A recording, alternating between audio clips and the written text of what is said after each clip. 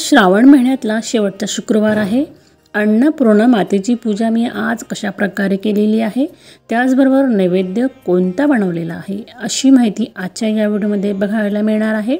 आणि बालाजीचे जे पद्म आहेत ना, त्यांची सुद्धा आज पहिल्यांदाच पूजाविधी केलेली आहे। तर सकाळी सकाळी अशा प्रकारे गॅस पूजा करून मी दिवसाची सुरुवात करत असते। तर नमस्कार, आपल्या चॅनलमध्ये सगळ्यांचे मनापासून खूप खूप स्वागत आहे। रामकृष्ण हरी माऊली। तसं तर आपण रोज गॅसची पूजन करून स्वयंपाक बनवला पाहिजे, कारण आपल्या घरामध्ये सर्वप्रथम अन्नपूर्णा मातेला महत्त्वाचे स्थान दिले जाते आणि तिला प्रसन्न करण्यासाठी जर आपण अशा प्रकारे जर दर शुक्रवारी पूजाविधी जर केली तर त्याचे फळ आपल्याला जास्त प्रमाणामध्ये बघायला मिळेल। तर मी प्रत्येक शुक्रवारी अशा पद्धतीनेच पूजाविधी करत असते। अन्नपूर्णा मातेला जर प्रसन्न करायचं असेल तर तिची आरती, तिची पूजा, तिचा मंत्र, अन्नपूर्णा स्तोत्राचे पठण आपण नक्कीच केले पाहिजे। आपल्याला या पूजेला आणि मंत्र म्हणायला कितीसा वेळ लागतो।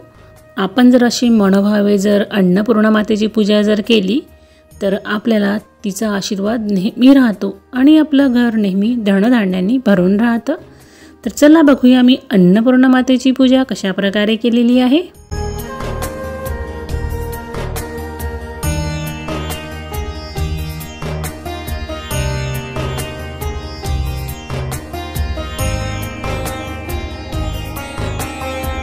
श्रावण महिन्यातला शेवटचा शुक्रवार आहे आणि आपण या श्रावण महिन्यामध्ये पार्वती माता स्वरूप अन्नपूर्णा मातेची पूजा अशा पद्धतीने करायलाच हवी।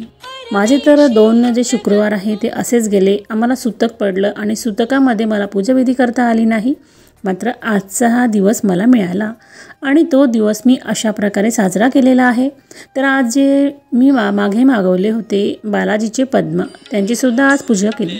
आज शुक्रवार, आता चला म्हटलं आपण विष्णू भगवान, माता लक्ष्मी यांना प्रसन्न करण्यासाठी आपण बालाजी यांचे पद्म आहेत ना, त्यांची पूजाविधीसुद्धा करूया। सकाळी देवघरामधील देवांची पूजा आपण करतो आणि त्यानंतर जी महत्त्वाची पूजा आहे ती आपल्याला पूजेची मांडणी करायची असते।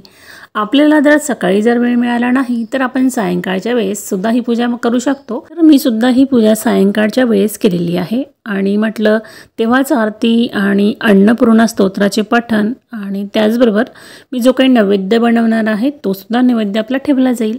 आज ज्योती मातेची सुद्धा पूजा करायची होती। आपल्या मुलांना भरभरून आशीर्वाद मिळावे, त्यांची चांगल्या प्रकारे प्रगती व्हावी, त्यांना कोणत्याही प्रकारच्या अडचणी न याव्यात म्हणून आपण अशा प्रकारे या श्रावण महिन्यामध्ये ज्योती मातेची पूजा करत असतो। तर आजचा शेवटचा शुक्रवार होता, म्हटलं चला आज आपण नैवेद्यसुद्धा बनवूया आणि अशा प्रकारे सुद्धा पूजाविधी करूया। सायंकाळ झाली म्हणजे आपण आपल्या देवघरामध्ये, आपल्या हॉलमध्ये, आपल्या मेन एंट्रीला दिवा लावून अगरबत्ती वगैरे धूप अशा पद्धतीने पूजाविधी करत असतो। सणवार सुरू होताच आपली जी मेन एंट्री आहे किंवा मेन डोअर आणि उंबरा जो आहे तो स्वच्छ करण्यामध्ये किंवा रंगरंगोटी करण्यामध्ये लागत असतो। तसंच काहीसं मी करणार आहे। आता पुढील व्हिडिओ तुम्हाला बघायला मिळतीलच मी काय काय बदल करणार आहे। त्याचबरोबर आज मी म्हटलं चला आपण अशा जे घर आहे ना हे, तर याच्यामध्ये दिवा लावून बघूया। कारण काय होतं, मी बऱ्याचदा पंत्या लावायची ना तर त्या हवेने विझून जायच्या आणि अशा प्रकारची जर घरं आपण त्यामध्ये दिवा जर लावला तर नक्कीच तो राहू शकतो। तर हा एक माझा पहिला प्रयत्न आहे। त्याच्यानंतर जे पायपुसणं नवीन घेतलेलं होतं मी आज ते इथे टाकलेलं आहे आणि बघू शकता अशा प्रकारे ते मेन एंट्रीला टाकलं। आणि चला आता स्वयंपाक बनवायचा आहे। स्वयंपाकामध्ये बिना कांदा लसूण विरहित स्वयंपाक बनवायचा होता। तर ओलं खोबरं आणि खसखस भाजून घेतली, त्यानंतर खीरसुद्धा बनवायला इथे घेतलेली आहे। तर जे मी आता भाजीचं जे वाटण बनवणार आहे त्यामध्ये मी टोमॅटो टाकणार आहे आणि थोडीशी कोथिंबीर। तर अशा प्रकारचे हे वाटण बनवून मी अशा प्रकारे स्वयंपाक बनवलेला आहे आणि खरंच हाच नैवेद्य म्हणून आपल्या देवांना आपण अर्पण करत असतो आणि ते ग्रहण करतात बिना कांदा लसूणचा। तुम्हीसुद्धा नक्कीच प्रयत्न करून बघत चला, आपल्याला ती सवय होते आणि आपोआप आपण ह्या गोष्टी करायला लागतो। तर आता मला हे 2-3 वर्षापासून माझी सवय झालेली आहे म्हणून मी आमच्या घरामध्ये सर्वजण हे ग्रहण करतात आणि खरंच तो प्रसाद चवीलासुद्धा चांगला बनतो। असं नाही की कांदा लसूणच खाल्ला पाहिजे, इतर वेळेस आपण खाऊन घ्यायचा, परंतु ज्यावेळेस नैवेद्य देतो ना त्यावेळेस अशा सात्विक पद्धतीचंच आपण नैवेद्य बनवला पाहिजे।